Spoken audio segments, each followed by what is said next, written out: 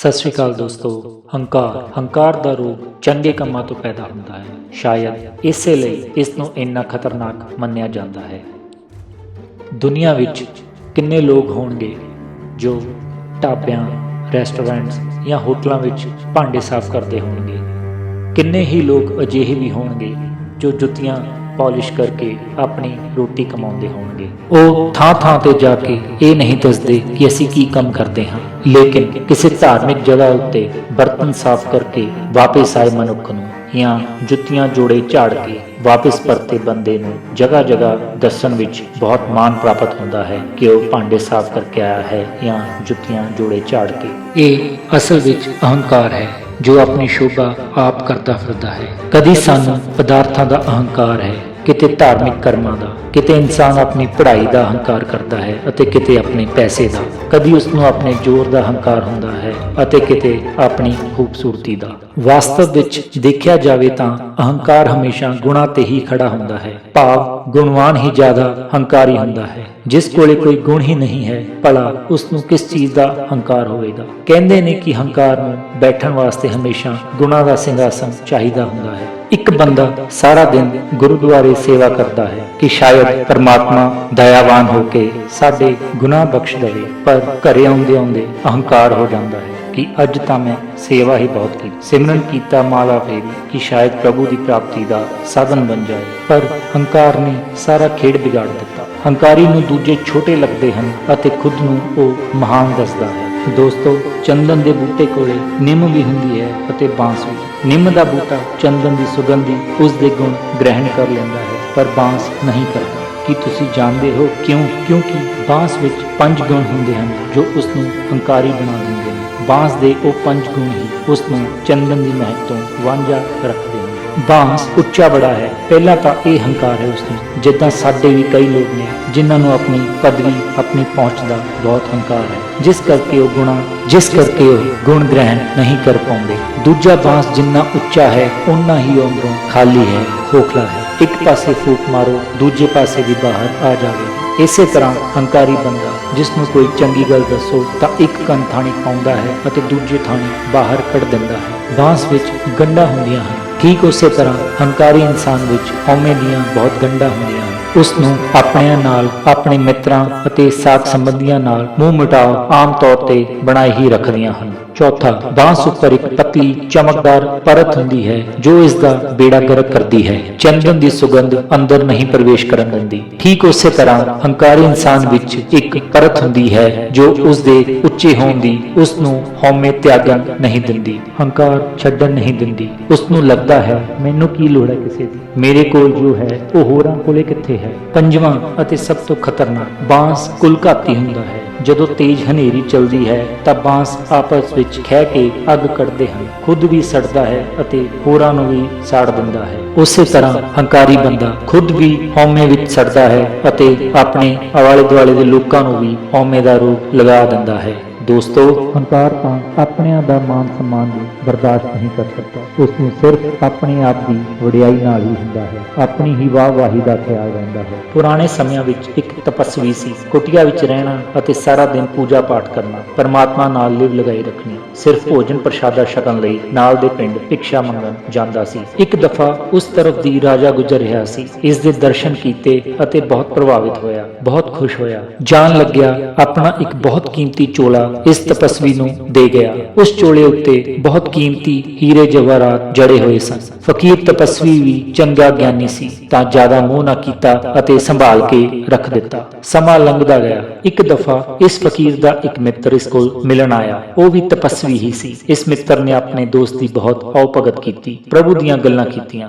ਰਾਤ ਪਈ, ਸੋ ਗਏ। ਸੁਬਾਹ ਉੱਠਦੇ ਇਹ ਸਾਧੂ ਆਪਣੇ ਮਹਿਮਾਨ ਮਿੱਤਰ ਨੂੰ ਕਹਿੰਦਾ ਹੈ, ਮੈਂ ਨਾਲ ਦੇ ਨਗਰ ਚੱਲਾ ਹਾਂ। 3 ਘਰਾਂ ਨੇ ਮੈਨੂੰ ਭੋਜਨ ਤੇ ਨਿਯੋਤਾ ਦਿੱਤਾ ਹੈ, ਤੁਸੀਂ ਵੀ ਨਾਲ ਹੀ ਚੱਲੋ। ਮਹਿਮਾਨ ਸਾਧੂ ਕੋਲ ਕੱਪੜੇ ਜ਼ਿਆਦਾ ਨਾ ਹੋਣ ਕਰਕੇ ਇਸ ਤਪਸਵੀ ਨੇ ਰਾਜੇ ਦਾ ਉਹ ਦਿੱਤਾ ਹੋਇਆ ਚੋਲਾ ਇਸ ਨੂੰ ਪਹਿਨਣ ਲਈ ਦੇ ਦਿੱਤਾ। ਨਗਰ ਵਿੱਚ ਪਹੁੰਚੇ ਤਾਂ ਸਭ ਦੀਆਂ ਅੱਖਾਂ ਇਸ ਮਹਿਮਾਨ ਸਾਧੂ ਉੱਤੇ ਅਤੇ ਇਸ ਦੇ ਚੋਲੇ ਉੱਤੇ ਸਨ। ਤਪਸਵੀ ਬਹੁਤ ਪਰੇਸ਼ਾਨ ਹੋਇਆ। ਪਹਿਲਾਂ ਜਦੋਂ ਮੈਂ ਇਸ ਨਗਰ ਵਿੱਚ ਆਉਂਦਾ ਸੀ ਤਾਂ ਸਭ ਮੇਰੇ ਵੱਲ ਦੇਖਦੇ ਸਨ, ਮੈਨੂੰ ਆਦਰ ਸਨਮਾਨ ਦਿੰਦੇ ਸਨ। ਅੱਜ ਸਭ ਨੇ ਨਜ਼ਰਾਂ ਘੁਮਾ ਲਈਆਂ। ਸੋਚਦੇ ਪਹਿਲੇ ਘਰ ਪਹੁੰਚ ਜਾਂਦੇ ਹਨ। ਅੰਨ ਭੋਜਨ ਛਕਣ ਤੋਂ ਬਾਅਦ ਘਰ ਦਾ ਮਾਲਿਕ ਇਹਨਾਂ ਨੂੰ ਪੁੱਛਦਾ ਹੈ, ਸਾਧੂ ਜੀ, ਤੁਹਾਨੂੰ ਇਸ ਨਗਰ ਵਿੱਚ ਪਹਿਲਾਂ ਬਹੁਤ ਵਾਰ ਦੇਖਿਆ ਹੈ, ਪਰ ਇਹ ਜੋ ਤੁਹਾਡੇ ਨਾਲ ਆਏ ਹਨ, ਇੰਨੇ ਸੁੰਦਰ ਚੋਲਾ ਪਾਇਆ ਹੈ, ਇਹ ਸੱਜਣ ਕੌਣ ਹਨ? ਤਪਸਵੀ ਦੱਸਦਾ ਹੈ, ਇਹ ਮੇਰੇ ਮਿੱਤਰ ਹਨ ਬਚਪਨ ਦੇ, ਬਹੁਤ ਤਪਸਵੀ ਹਨ, ਸਿੱਧ ਹਨ, ਪਹੁੰਚੇ ਹੋਏ ਰੂਹ ਹੈ, ਮੇਰੇ ਕੋਲ ਰਹਿਣ ਆਏ ਸੀ ਅਤੇ ਮੈਂ ਇਹਨਾਂ ਨੂੰ ਨਾਲ ਹੀ ਲੈ ਆਇਆ, ਪਰ ਇਹ ਜੋ ਇਸਨੇ ਚੋਲਾ ਪਾਇਆ ਹੈ, ਇਹ ਮੇਰਾ ਹੈ। ਮੈਂ ਆ ਗਈ।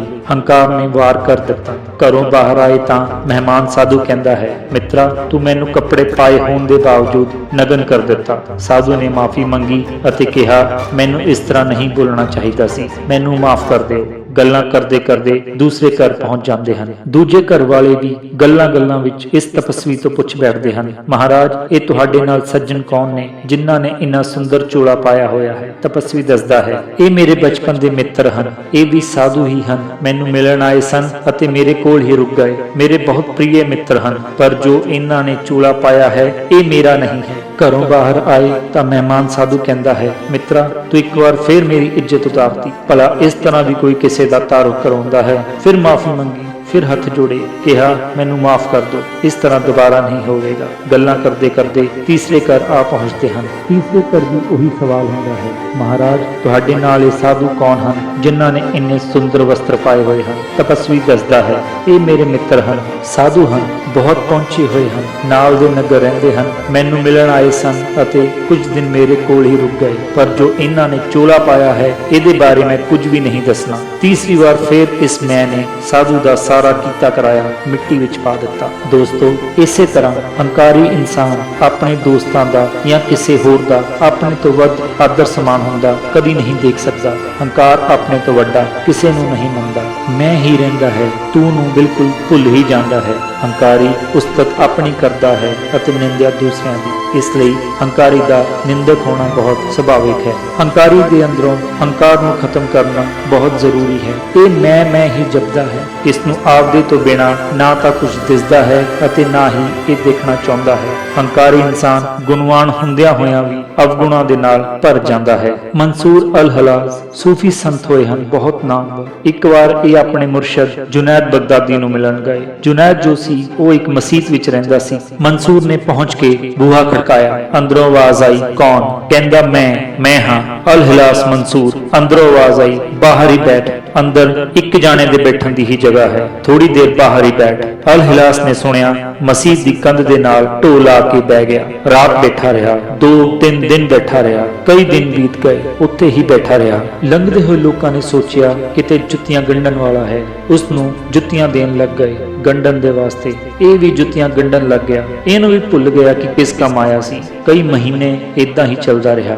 ਅੱਜ ਕਈ ਮਹੀਨੇ ਬਾਅਦ ਜੁਨੈਦ ਮਸਜਿਦ ਚੋਂ ਬਾਹਰ ਆਇਆ। ਮਨਸੂਰ ਨੂੰ ਬੈਠਾ ਦੇਖਿਆ ਤੇ ਆਵਾਜ਼ ਲਗਾਈ, ਉਹ ਭਾਈ, ਤੂੰ ਉਹੀ ਹੈ ਨਾ ਜਿਸਨੇ ਕਈ ਮਹੀਨੇ ਪਹਿਲਾਂ ਆਵਾਜ਼ ਦਿੱਤੀ ਸੀ? ਮਨਸੂਰ ਕਹਿੰਦਾ, ਨਹੀਂ, ਮੈਂ ਉਹ ਨਹੀਂ ਹਾਂ, ਉਹ ਤਾਂ ਮਹੀਨੇ ਪਹਿਲਾਂ ਹੀ ਮਰ ਗਿਆ, ਉਹ ਨਹੀਂ ਰਿਹਾ। ਜੁਨੈਦ ਕਹਿੰਦਾ, ਮੈਨੂੰ ਹੀ ਪਤਾ ਹੈ ਉਹ ਮਰ ਗਿਆ, ਤਾਂ ਹੀ ਤਾਂ ਮੈਂ ਆਵਾਜ਼ ਨਹੀਂ ਮਾਰੀ, ਖੁਦ ਲੈਣ ਆਇਆ ਹਾਂ। ਦੋਸਤੋ, ਸਾਨੂੰ ਵੀ ਜੇ ਆਪਣੇ ਮੁਰਸ਼ਦ ਨਾਲ ਮਿਲਣਾ ਹੈ ਤਾਂ ਆਪਣੀ ਮੈਂ ਨੂੰ ਮਾਰਨਾ ਪਵੇਗਾ। ਉਸ ਨੂੰ ਮਾਰੇ ਬਿਨਾਂ ਅਸੀਂ ਮੁਰਸ਼ਦ ਦੇ ਬੂਹੇ ਤੇ ਹੀ ਖੜੇ ਰਹਾਂਗੇ, ਅੰਦਰ ਨਹੀਂ ਜਾ ਪਾਵਾਂਗੇ। ਪਰਮਾਤਮਾ ਨੇ ਸਾਨੂੰ ਇਹ ਸਵਾਸਾਂ ਦੀ ਮਾਲਾ ਤੂੰ ਦੇ ਮਣਕੇ ਨਾਲ ਜੋੜਨ ਲਈ ਭੇਜਿਆ ਸੀ, ਪਰ ਅਸੀਂ ਇਸ ਵਿੱਚ ਮੈਂ ਦੇ ਮਣਕੇ ਪਿਰੋਣ ਲੱਗ ਗਏ। ਯਾਦ ਰੱਖਿਓ, ਜੋ ਜਦੋਂ ਮੈਂ ਕਰਦਾ ਹੈ, ਉਸ ਦਾ ਅੰਤ ਕਸਾਈ ਦੀ ਛੁਰੀ ਹੇਠ ਆ ਕੇ ਹੀ ਹੁੰਦਾ ਹੈ। ਅਸੀਂ ਇਸ ਜੀਵਨ ਵਿੱਚ ਉਸ ਇੱਕ ਮਾਲਿਕ ਦੀ ਸ਼ੋਭਾ ਕਰਨ ਆਏ ਸੀ ਅਤੇ ਉਸ ਦੀ ਸ਼ੋਭਾ ਹੀ ਸੁਣਨ ਆਏ ਸੀ। ਇੱਕ ਉਰਦੂ ਦੇ ਸ਼ਾਇਰ ਹੋਏ ਹਨ, ਉਹਨਾਂ ਨੇ ਇਸ ਮੈਂ ਤੋਂ ਲੈ ਕੇ ਤੂੰ ਦੇ ਸਫ਼ਰ ਤੱਕ ਨੂੰ ਆਪਣੀ ਕਵਿਤਾ ਵਿੱਚ ਬਹੁਤ ਸੁੰਦਰ ਲਿਖਿਆ ਹੈ।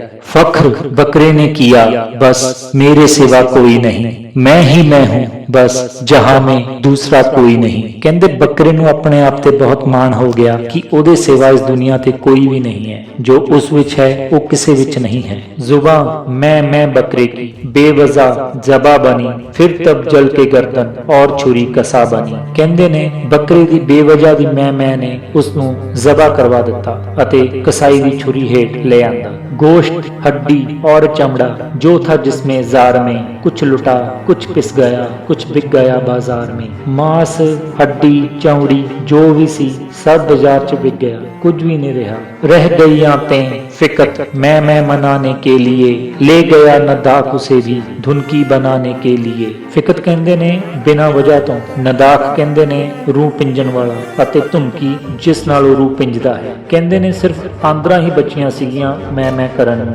ਉਹਨਾਂ ਆਂਦਰਾਂ ਨੂੰ ਵੀ ਰੂਹ ਪਿੰਜਣ ਵਾਲਾ ਆਪਣੇ ਨਾਲ ਚੁੱਕ ਕੇ ਲੈ ਗਿਆ। ਜ਼ਰਬ ਕੀ ਸੌ ਚੋਟ ਸੇ ਜ਼ਿਦਾਂ ਤਾਂਤ ਘਬਰਾने लगी मैं के बदले तू ही तू की ਬਸ ਸਦਾ ਆਨੇ ਲੱਗੀ। ਕਹਿੰਦੇ ਨੇ ਫਿਰ ਉਹ ਜਦੋਂ ਉਸ ਧੁਨਕੀ ਦੇ ਉੱਤੇ ਉਹ ਰੂਹ ਪਿੰਜਣ ਵਾਲਾ ਜ਼ੋਰ ਦੀ ਡੰਡਾ ਮਾਰਦਾ ਸੀ ਨਾ, ਤੇ ਉਹਦੇ ਚੋਂ ਆਵਾਜ਼ ਮੈਂ ਦੀ ਥਾਂ ਤੇ ਉਸ ਧੁਨਕੀ ਚੋਂ ਤੂੰ ਦੀ ਆਉਣ ਲੱਗ ਪਈ। ਦੋਸਤੋ, ਹੰਕਾਰ ਦਾ ਰੋਗ ਸਾਡੇ ਅੰਦਰ ਹੀ ਹੈ ਅਤੇ ਇਸ ਦੀ ਦਵਾਈ ਵੀ ਸਾਡੇ ਅੰਦਰ ਹੈ। ਮੈਂ ਇਹ ਰੋਗ ਹੈ, ਹੰਕਾਰ ਹੈ, ਤੂੰ ਇਹ ਦਵਾਈ ਹੈ ਅਤੇ ਇਹ ਵੀ ਸਾਡੇ ਅੰਦਰ ਹੀ ਹੈ। ਜਪਣਾ ਪਵੇਗਾ, ਪਰਮਾਤਮਾ ਨੂੰ ਯਾਦ ਕਰਨਾ ਪਵੇਗਾ ਤਾਂ ਜੋ ਇਹ ਰੋਗ ਖਤਮ ਹੋ ਸਕੇ। ਧੰਨਵਾਦ। ਆਈ ਹੋਪ ਤੁਹਾਨੂੰ ਇਹ ਵੀਡੀਓ ਪਸੰਦ ਆਈ ਹੋਵੇਗੀ। ਕਿਰਪਾ ਇਸ ਨੂੰ ਲਾਈਕ, ਸ਼ੇਅਰ, ਸਬਸਕ੍ਰਾਈਬ ਜ਼ਰੂਰ ਕਰ ਦਿਓ ਅਤੇ ਕਮੈਂਟ ਵੀ ਕਰਨਾ ਨਾ ਭੁੱਲਿਓ। Thank you.